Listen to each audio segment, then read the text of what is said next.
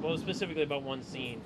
And one We line. didn't Really. all speak fluently another language and do it all in a language they can't understand. Yeah, well.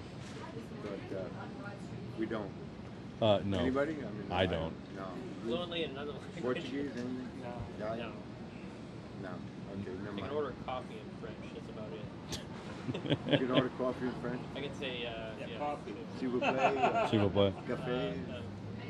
We could all just have a phrase in a different language and just keep repeating that phrase as if it was a conversation between us, but it's the same phrase. Well, what if we had the dictionaries for the other languages and actually tried to speak it? No. Although that could go on for a while. That could go on for a long time. But that wouldn't aggravate it. I mean, that would be just aggravated. That would be- because of We would be virus. more aggravated than the audience would be. Yeah, Yeah. exactly. Yeah, I have some interest in entertainment.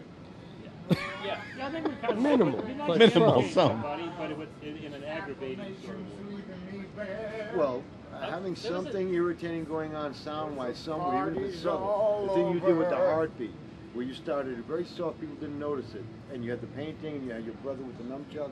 Oh yeah, yeah. By the end of the night, people going, I don't know what it was, but I wanted to kill somebody. The fucking heartbeat started very soft. It was subliminal. And then by the end of the night, it was No audible. Escape. Yeah. I think it was called. No escape. No escape.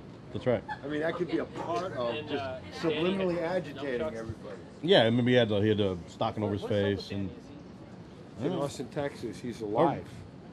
He's alive. that's a good thing. That's And he's huge. He's been clean and sober for 18 months, and he's doing great. Sweet. Did I tell you about running into him in Virginia? Virginia. Yeah, you fucking Just what kidding me? happened? What the hell was he doing in 10 years Virginia? ago. He was living in Maryland, Oh. and he was out on a fucking tear. Like, he was supposed to be sober. Oh no. He showed up randomly at this club we were playing at, and he was like, and I was like, Did he know you were there, or was it just no, happenstance? he just walked in. He had no Oh, that's idea, and bizarre. then he was like, "What the fuck?" And then but then he was like, "Oh, yeah, I gotta come back to my hotel. I got a hot tub." He was totally out of his mind, and it was definitely during a time where he wasn't supposed to be totally out of his mind. So it was kind of uncomfortable, but still, it was good to see him. He's a good guy. I always My liked the brother's guy. doing great now. I didn't That's talk to him good. for 6 years Yeah. Wow, really? because he was just out of his fucking mind. And I told him, I'm done with you until you get your head screwed on. Yeah. I'm not doing it. I don't even want you in my brain. Did You he end know? up doing any time? He's doing real good. He'd been locked up a few times, but time per se, no. But he's got a criminal record that makes employment very difficult. Yeah. What about his little girl there? But he's working. He's got twins. He's got 5 kids. He's got 5 kids. Wow, Jesus. He's got 3 of his carrying his genes, and then he's got another 2 stepchildren. Well, tell him I The said guy hi. that's your brother that did the soap opera thing, catering, right? The soap opera thing. When we did the soap opera at the old place, on the noon, and he came out of the restaurant. He had That's the right. restaurant, right? That's right. Yeah. Yeah, the Castle Spa. Yeah. He's Right, doing right. really, really well now. He's living in Austin, Texas. I'm really proud of him. I talk to him a lot. Good. My brother, I had dinner with his daughter, his teenage daughter, to let her know that I don't know what she was thinking, but I'm just waiting for a call to hear he's dead. Yeah. They put him on a stretcher twice with his heart stop. Yeah. Twice. Is he doing like cocaine still? Hey, coke, crack, pills, pharmaceuticals, alcohol, Everything. in extraordinary excess. Yeah. Excess. Oh yeah. You know? Like, you And know. they're based on like a. Yeah, so he's doing really good now. I can't even believe it. That's cool, man. That's good. Well, tell him I said hi. I will. He appreciates that, And actually. he's living in Texas now. Austin, yeah. Stayed down here. Yeah, and he started a construction company, and he's managing some housing cleaning up, really, some crack housing complexes and stuff. That's ironic. And that's why he got the job, because he told the guy, he said, listen, I'm going to tell you right now what my record is, because you're going to fucking do a search on me and everything. And he said, Might as well and just the get it guy, out. given what he was, the opportunity he was giving my brother, it was kind of exactly what the guy needed. Well, you need somebody to do the landscape. And it was crazy. Yeah. It was crazy, Like my brother goes into these crack houses and tells him, "You're all done. You gotta go." And they said, "Who are you? Who the fuck are you? What do you think? You don't know no shit about my life." I said, "No, yeah, I do.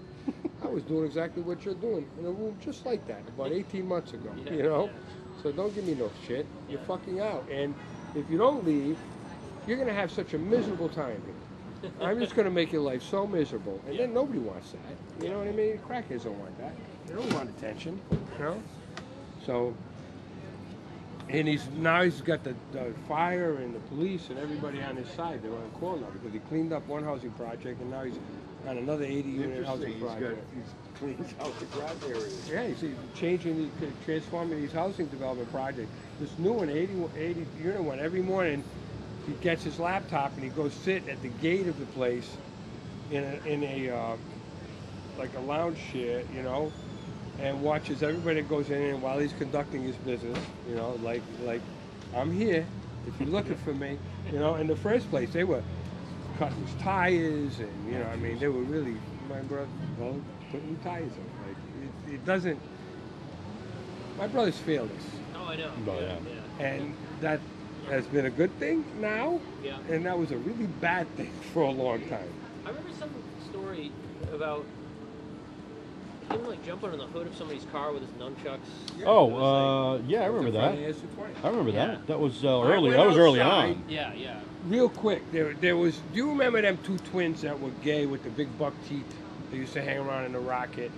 They were identical twins, Yeah. and they were really, really effeminate. Like Yeah. they weren't just gay. They advertised. Yeah, yeah. Couldn't help. That's who they were. One of them was coming up the block. I was looking out the window, and it was a Tuesday night, the gay night at the club.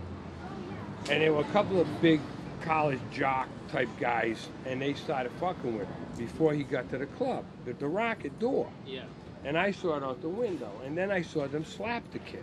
Yeah. So I ran outside, and I said, "What are you fucking with this kid for?" And blah blah blah. Next thing you know, I'm brawling with these guys, and they're two big college jocks, and They pulled your they thing pulled over your my head. shirt over Yeah. my head, or Giving my you jacket, body shots. and they're starting to whack me while I'm trying to knock them down. My brother was like upset. Says, "Danny," you know, like Yeah.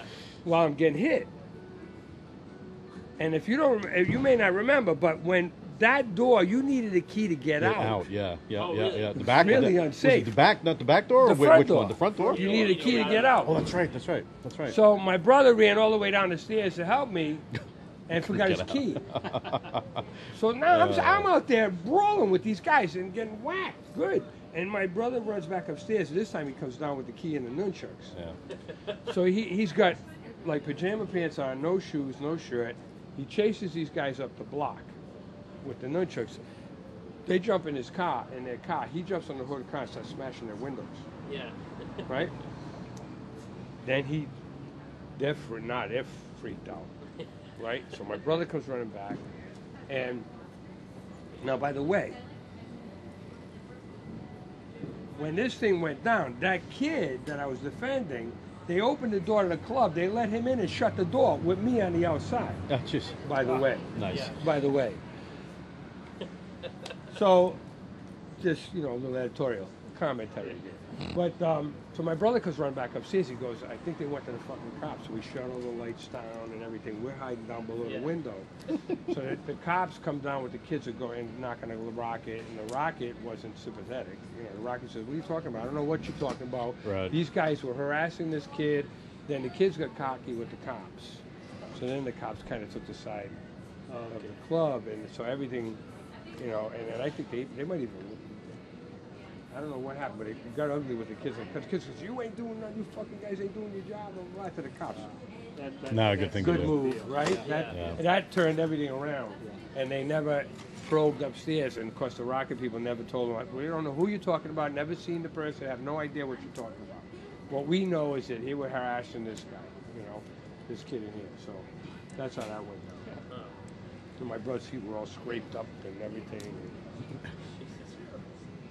The old days. I don't tell all the stories. No, I didn't hear that one. I never heard about that. Yeah, it's true. Yeah. No. And I had bang bumps in my head and everything else.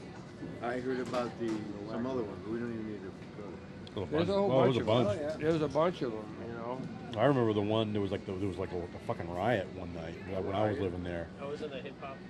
I don't know if it might have been at the end It of was the a night. hip-hop show. Maybe it was. No. It Or was a rave riot. or It was outside. It wasn't. It didn't Oh, no, start no. in our Oh. place. I remember looking out the window and someone had like a fucking 2x4 because there was some construction going on, and they just whacked some guy in the back, like almost in the back of the head, and he just went down. I have a vague and both memory of me that. and Nancy, well, you know,